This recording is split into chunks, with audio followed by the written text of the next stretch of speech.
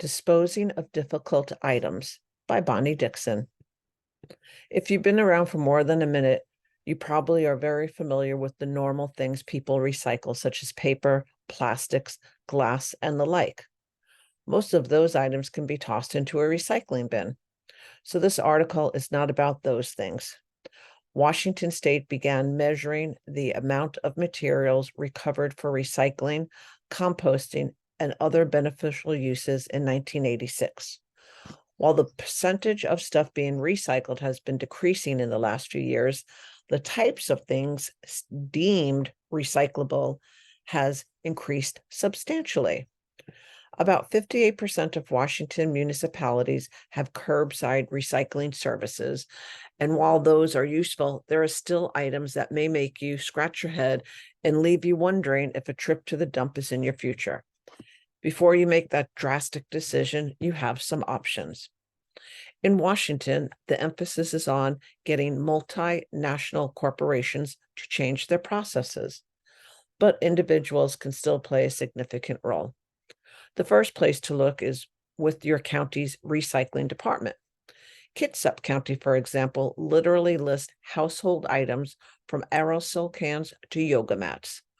The list covers 122 items, and while not exhaustive, provides places to take items, way to reuse items, discounts, tips, and quite a bit more. You can find Kitsap's household items list at What Do I Do With It? Recycling and Disposal Guide on the kitsapgov.com website. Be aware some things like aftershave just give instructions on how to dispose of the container. Pierce County has a similar list at Recycling Menu, Pierce County, Washington official website, found at piercecountywa.gov.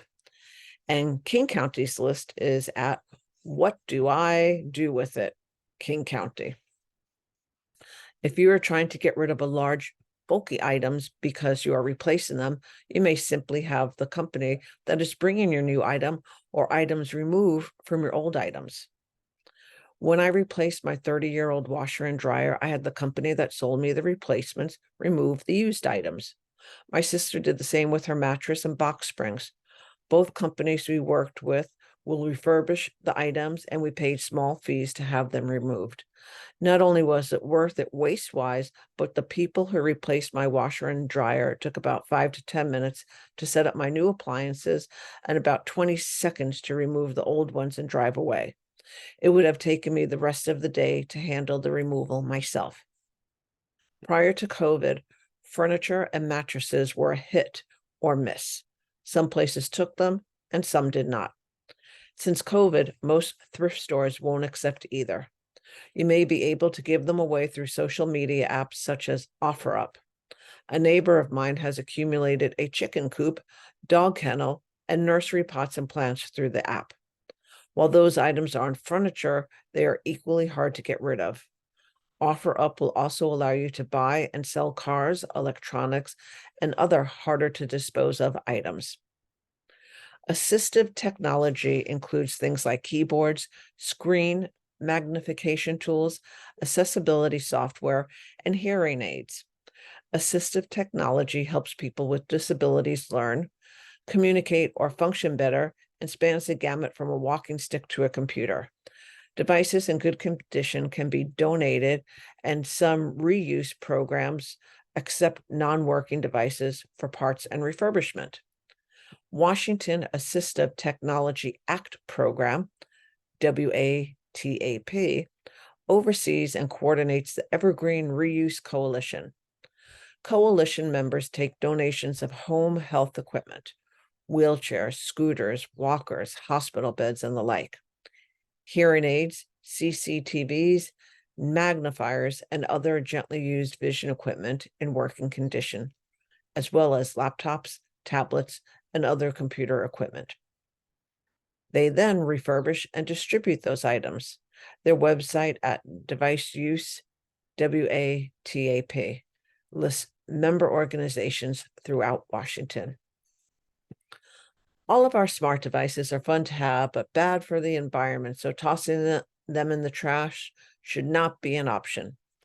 Repairing and purchasing refurbished will help keep precious metals and other materials out of the landfill and keep down the amount of those same materials being extracted. Consider reselling devices if they are still in good shape. There are several companies out there that will pay for used phones, game systems, and Apple Watch, to name a few.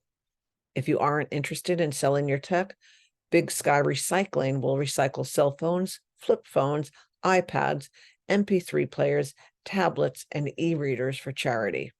You can find them at bigskyrecycling.com.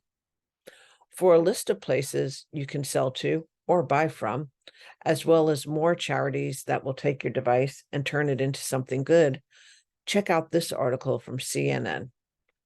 How to recycle old cell phones, CNN_. Medical sharps are the needles, syringes, and lancets used to inject medicine, remove or transfer fluids, collect blood, and cut skin and tissue. But they can also be used in veterinarian care, for tattoos and body art, medical spas, acupuncture, and a whole host of other duties.